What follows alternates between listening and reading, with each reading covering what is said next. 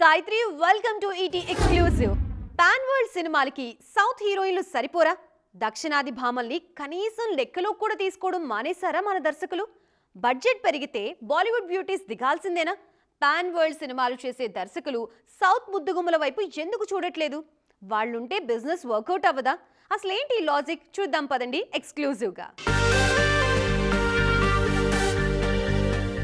Telugu cinema అంటే ఒకప్పుడు రష్మిక, సమంత, శృతి హాసన్ లాంటి బ్యూటీస్ కనపడేవాళ్లు. కానీ ఇప్పుడు అలా కాదు. అంతా బాలీవుడ్ భామల హవానే కనిపిస్తోంది. A22లో దీపికా పదుకునేతో పాటు మృణాల్, రష్మిక కీలక పాత్రలో నటిస్తున్నారు. తాజాగా అనుష్క శర్మ పేరు కూడా గట్టిగా వినిపిస్తోంది. తెలుగు రాష్ట్రాలలో 20,000కి పైగా జంటల మాతృత్వ కలను సాకారం చేసిన 49 ఫర్టిలిటీ సెంటర్ ఇప్పుడు మీకోసం అందిస్తోంది ఉచిత డాక్టర్ సంప్రదింపు, ఉచిత అల్ట్రాసౌండ్ స్కాన్. దీంతో పాటు కేవలం 899కే AMH టెస్ట్ మరియు వీర్య పరీక్షలు. 49 అంటే సంతానం, 49 అంటే సంతోషం. 2 ఏళ్ల కింద కల్కిలోను పాన్ ఇండియా అప్పీల్ కోసం దీపికా పదుకునేని తీసుకున్నారు మేకర్స్. రాజమౌళి తెరకెక్కిస్తున్న వారణాసిలో ఏకంగా గ్లోబల్ ఐకాన్ ప్రియాంక చోప్రాని హీరోయిన్ గా తీసుకున్నారు. ఇంటర్నేషనల్ ఆడియన్స్ ని అట్రాక్ట్ చేసి అక్కడ మార్కెట్ కోసమే మేకర్స్ ఈ రేంజ్ లో స్కెచ్ వేశారు. తెలుగులో ప్రియాంక చోప్రా నటిస్తున్న తొలి సినిమా ఇదే.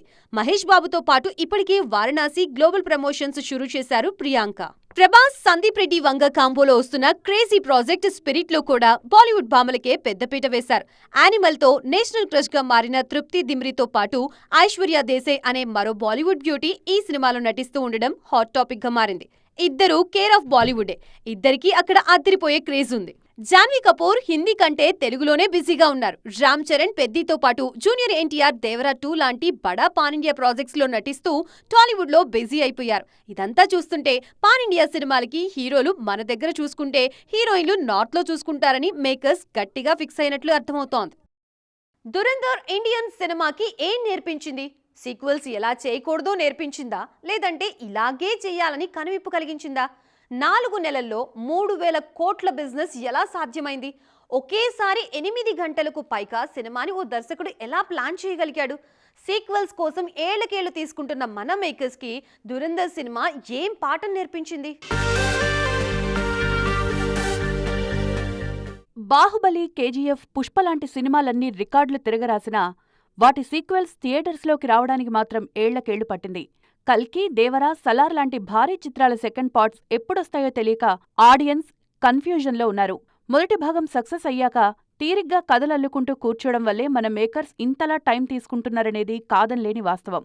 గతంలో ఎన్టీఆర్ బయోపిక్ తీస్తున్నప్పుడు కథానాయకుడు, మహానాయకుడు సినిమాలను కేవలం నెల రోజుల గ్యాప్లో రిలీజ్ చేశారు క్రిష్. అది బాక్సాఫీస్ దగ్గర పెద్దగా వర్కౌట్ అవ్వలేదు.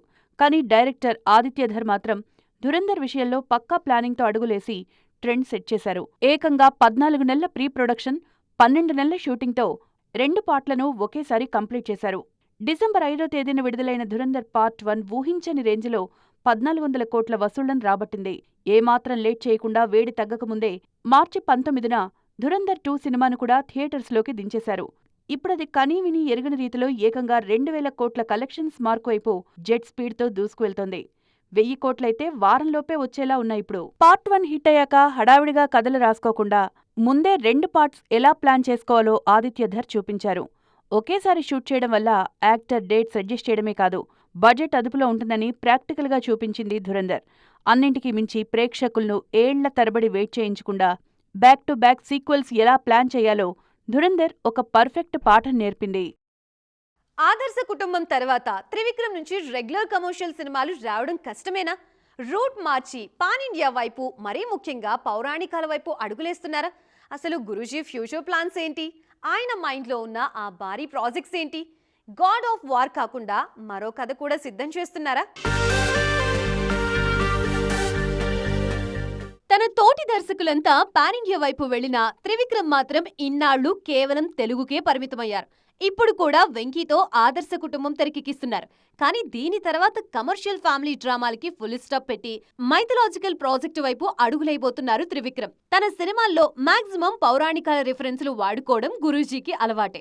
రామాయణ కథని త్రివిక్రమ్ తనదైన స్టైల్లో రాసుకున్నారని రీసెంట్ గా తమన్ తెలిపారు. ఇప్పటి వరకు రామాయణంపై ఎన్నో సినిమాలు వచ్చినా సరే మామూలుగానే పురాణాలపై త్రివిక్రమ్ కి పట్టు ఎక్కువ కాబట్టి వాటికి పూర్తి భిన్నంగా ఎవరూ టచ్ చేయని డీప్ పాయింట్స్ తో ఈ కథని సిల్వర్ స్క్రీన్ పై ఆవిష్కరించాలని గురూజీ చూస్తున్నారు. రామాయణంతో పాటుగా త్రివిక్రమ్ చిత్రం లైనప్ లో కార్తికేయ స్వామి నేపథ్యంగా సాగే గాడ్ ఆఫ్ వార్ కూడా ఉంది. మైండ్ బ్లాక్ అయ్యే ఈ మైథలాజికల్ యాక్షన్ స్క్రిప్ట్ కోసం ఎన్టీఆర్, అల్లు అర్జున్ల మధ్య తీవ్ర పోటీ నడుస్తోంది. ఈ ఇద్దరిలో ఎవరిందులో నటించబోతున్నారనేది ఇండస్ట్రీలో హాట్ టాపిక్ గా మారింది. ఇద్దరు హీరోలతోనూ గురూజీకి మంచి రిలేషన్ ఉంది. గాడ్ ఆఫ్ వార్ రామాయణం కాకుండా త్రివిక్రమ్ దగ్గర ఇలాంటి భారీ స్క్రిప్ట్స్ ఇంకా చాలానే సిద్ధంగా ఉన్నాయని తెలుస్తోంది. ఇదంతా చూస్తుంటే ఇకపై రెగ్యులర్ ఫార్మెట్ సినిమాలు చేయకూడదని, భారీ పౌరాణికాలతోనే పాన్ ఇండియాని టార్గెట్ చేసి బాక్సాఫీస్ బద్దలు కొట్టాలని గురూజీ గట్టిగా ఫిక్స్ అయినట్లు అర్థమవుతోంది. టాలీవుడ్ యంగ్ హీరోలకి అసలైన అగ్ని పరీక్ష ఎదురవుతోంది ఇప్పుడు. బాక్సాఫీస్ దగ్గర వాళ్ల సత్తా ఏంటో నిరూపించుకోవాల్సిన టైం వచ్చేసింది. హిట్లు కొట్టిన వాళ్లేమో అవి ఫ్లూక్ కాదని ప్రూవ్ చేసుకోవాలి. ఫ్లాపుల్లో ఉన్న వాళ్ళకేమో సాలిడ్ కంబ్యాక్ ఇవ్వాల్సిన పరిస్థితి. మరి ఈ ఏడాది తమ అదృష్టాన్ని పరీక్షించుకోబోతున్న ఆ కుర్ర హీరోల లైనప్ ఏంటో, వాళ్ళ టార్గెట్స్ ఏంటో ఓ లుక్ ఇద్దాం రండి. సంక్రాంతికి నారీ నారీ నడుమ మురారితో సక్సెస్ కొట్టినా అది ఫెస్టివల్ ఫ్లూక్ కాదని ప్రూవ్ చేయడానికి ఏప్రిల్ 3న బైకర్తో శర్వానంద్ రెడీ అవుతున్నారు. దీనికోసం చాలా కష్టపడ్డారు శర్వా. మరోవైపు తండేల్తో 100 కోట్ల హిట్ ప్లస్ గద్దర్ అవార్డు అందుకున్న నాగ చైతన్యకు ఆ మార్కెట్ నిలబెట్టుకోవాలంటే అప్కమింగ్ సినిమా వృషకర్మతో మరో బ్లాక్ బస్టర్ కొట్టాల్సిందే. టాలీవుడ్ లో వరుస హిట్స్ కొడుతూ తనకంటూ ఓ స్పెషల్ బ్రాండ్ క్రియేట్ చేసుకున్న అడవిశేషు స్క్రీన్ మీద కనిపించక దాదాపు 3 ఏళ్లైపోయింది. అందుకే ఆడియన్స్ లో తన క్రేజ్ ఏమాత్రం తగ్గలేదని, బాక్సాఫీస్ దగ్గర తానున్నానని గుర్తు చేయాల్సిన అవసరం శేష్ కి ఎంతైనా ఉంది. ఈ గ్యాప్ ఫిల్ చేయడానికి ఏప్రిల్ 10న డెకాయిట్, ఆ తర్వాత గూఢచారి 2తో రాబోతున్నారు. కీ ర్యాంప్ సినిమాలతో ఫామ్ లోకి వచ్చిన కిరణ్ అబ్బవరంపై కూడా మార్కెట్ నిలబెట్టుకోవడానికి కంటిన్యూస్ గా సక్సెస్ లు సాధించాల్సిన ప్రెజర్ ఉంది. ప్రస్తుతమైన హీరోగా చెన్నై లవ్ స్టోరీతో బిజీగా ఉన్నారు. దాంతో పాటు గువ్వల చెరువు ఘాట్ అనే సిరీస్ కూడా చేస్తున్నారు. మొత్తానికి యంగ్ హీరోలందరూ సత్తా చాటి కాంపిటీషన్ లో స్ట్రాంగ్ గా నిలబడాలని చూస్తున్నారు. ఇందాక మనం హిట్లలో ఉండి టెన్షన్ పడుతున్న హీరోల్ని చూసాం కదా. ఇప్పుడు హిట్ కోసం కళ్ళు కాయలు కాచేలా ఎదురు చూస్తున్న వాళ్ళని చూద్దాం. పాన్ ఇండియా ఇమేజ్ కాపాడుకోవడానికి కొందరు, ఒక్క హిట్ అంటూ మరికొందరు నానా తంటాలు పడుతున్నారు.